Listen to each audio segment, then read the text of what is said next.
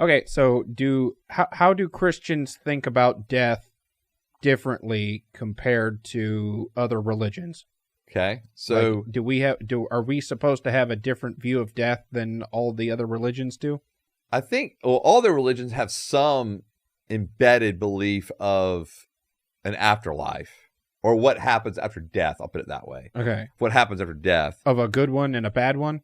Well, like Islam does. Okay. Islam has a good and the bad. Uh-huh. So it's a dichotomy the way it's set up in Christianity. Okay. Like think of it as their kind of own heaven and hell, if you were. And it's based on, for them, you get to, like their equivalent of heaven based upon believing in Allah, their God, and then doing certain good deeds. Okay. And then if you killing us, not gonna get into that, and then disobey, and if you disobey Allah, then you will not go to heaven or to their version of heaven. Okay. So they do have that kind of similar setting. Obviously, Judaism has a similar notion of that, of heaven and hell, and and for Jews it's just the belief, like it is for Christians, like it's the faith that saves. For others, it's for the Jews, it can be faith in God. Faith in God. It can be faith in God plus needing to do certain things to follow Torah or to follow law. Okay. So it can there's kind of a couple of different ways of approaching it in Judaism. Hinduism and Buddhism are a little different in the fact that they don't have just an immediate sense of like afterlife. It's reincarnation. Right. They get reincarnated. So, that's the worst one. Yeah. Like it's wild. I think it's kind of wild. Like I'd want to stay alive if I thought that was my afterlife. Right. Just continue to be reincarnated. No, I would want to not die.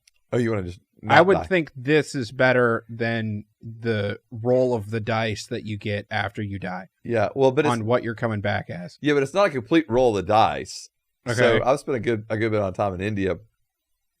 And so the next, your next life is based on what you do in this life. That's the whole idea of karma. Oh, okay. Right. So what you do here determines what caste you'll come back into and what you will have to work and do in the next life. Oh. So if you're like a horrible person, like scum of the earth, right? You will come back as either low caste out, or what they call like backward caste, like outside of the whole caste system. And then you will be relegated to just completely menial work, and you're viewed as like less than human, basically. Okay. Because you deserve what you got is the mindset. So there's this so reincarnation. So all the poor people are like, man, I must have really screwed up that last one. Yeah, pretty much. Okay. Yeah. So let's do better in this life. That's just what you get. Let's do better in this life, and then hopefully when I'm reincarnated, I'll come back in a different a better caste, a better situation in life. And they do have an end of the cycle that can be reached or attained.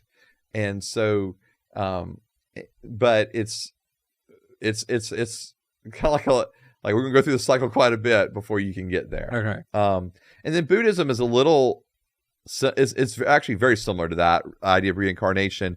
And of course, the end of their cycle is what they call nirvana. Right. Right. To get to this place of, full enlightenment, no more kind of cycling through, death being reborn, death being, reborn. Oh, okay. And so so my spirit has learned everything and has all knowledge. Correct. So now I'm good.